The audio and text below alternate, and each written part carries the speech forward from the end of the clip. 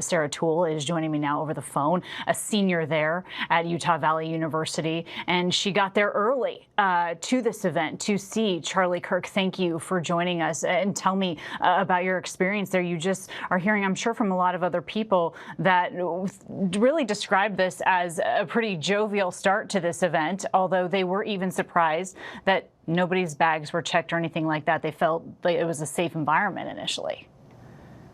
Correct. And thank you for having me, by the way. Yeah, it was interesting because even like other public people that were welcome to come outside of UVU students, they had to get tickets. But like someone else said before, you didn't have to pay for them. And honestly, you didn't have to show them at all. People could just walk in, set up where they wanted to sit, and watch everything. So yeah, no security. I will say there were some police on campus, but not checking people walking in, not, scanning for metal, none of that.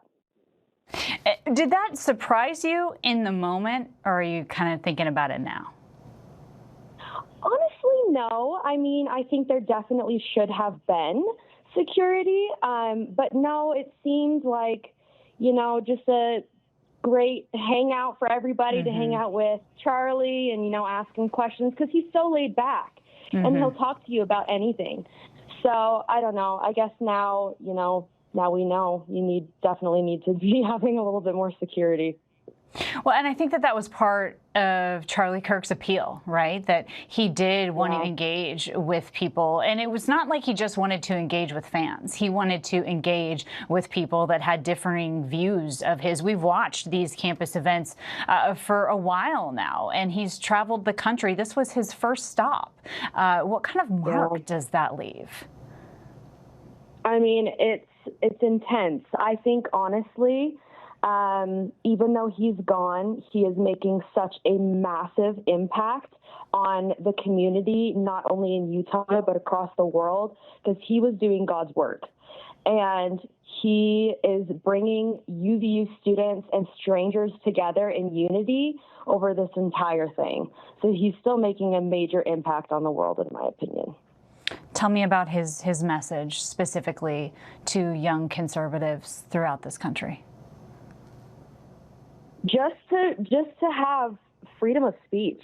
I mean, to be able to talk and that young people feel like they can, speak their truth, and that it can also be combated by Charlie Kirk. And, even if somebody agrees with his political views, he's still challenging them. And I think that's really cool and really amazing. It certainly is, and I'm sure, like many people across this country right now, you're thinking and praying for his wife and his young kids. And I know that there was a lot of fear struck into the crowd in that moment. We know it was one gunshot, but I have to imagine there's fear that there could have been more. 100%. I mean, that is why everyone got down. A lot of people were screaming. My mom was there with me, and she looked up at me and she said, "Run." I just booked it out of the building as far away as I could get. And, now hearing that the shooter hasn't even been caught is just an even bigger worry. I don't feel like going to school. I don't want to go to school, and I am scared to go to school. Well, and it sounds like your school is not going to let you go anyway, at least for a little while until they figure that out. But again, there is a manhunt going on. So where are you right now? Are you in the Orem area? And how do you feel about the fact that authorities are not saying that they have the suspect in custody? Correct. Yeah, I actually just left campus. It's been a long, long day.